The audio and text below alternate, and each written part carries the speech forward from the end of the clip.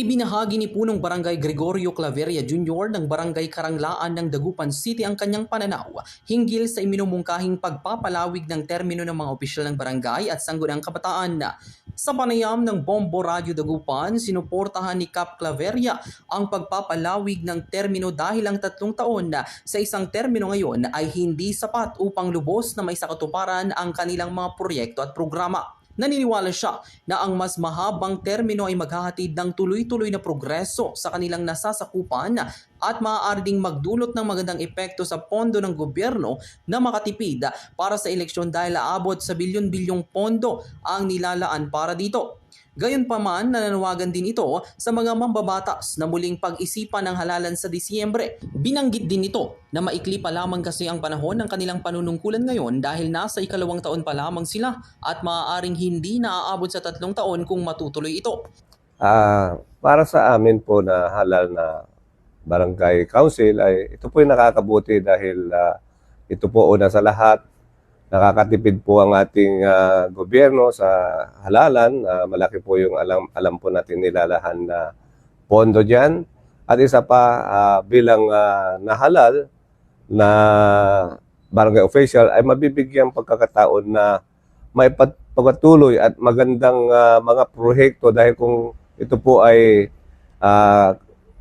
3 taon lang ay parang hindi po masabi natin na hindi masyadong makukumpleto kung ano po yung mga proyekto na ilalaan dahil ang bilis po ng panahon sa ngayon.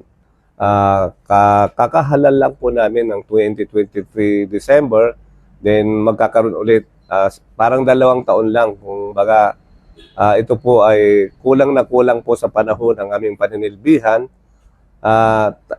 Inihiling po sana namin na kung magkaroon sila ng BICAM sa Senado at sa Kongreso, sa 19th Congress, ay may sulong pa nila, nabigyan pa ng panahon na pag-aralan o kaya amindahan na ang maging 2025 December election ay ipaglibang nila sa susunod pang taon upang makapag-selfie tayo ng marami pa. At siyempre, nakakabuti rin po sa gobyerno dahil makakatipid po sila sa pondo para sa eleksyon.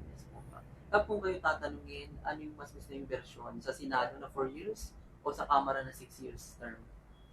Halos pares din yun, Oliver, dahil kung 4 years po ay 3 term po yun, so 12 years po yun. Kung 6 years po ay 2 termino, 12 years din po.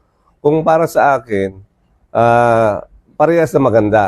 Pero para sa akin, bilang na halal, para 2 term na lang, ay 6 years po para marami pong magagawang proyekto. Hindi lang po yun, yung ikatitipid po ng ating bansa sa halalan dahil magiging 2 na lang yung 3 magiging eleksyon dahil alam po natin, hindi naman biro po yung halaga, billion pong gagastusin po o pupunduhan sa election na para sa COMELEC na iganap po yung election. Yung po yung ating pundo, yung pagtitipid at saka pagsulong ng maraming proyekto para maraming magawa po sa maitulong po maipabot serbisyo sa ating mga kabarangay. Matatandaan na kamakailan lamang ay tinalakay ng Legislative Executive Development Advisory Council o LEDAC ang bagay na ito kasama ang Pangulo, mga senador at mga kongresista. Ito ay kasabay ng pagsasaalang-alang ng Senado na palawigin ang termino ng mga opisyal ng barangay at sangguniang kabataan sa 4 na taon.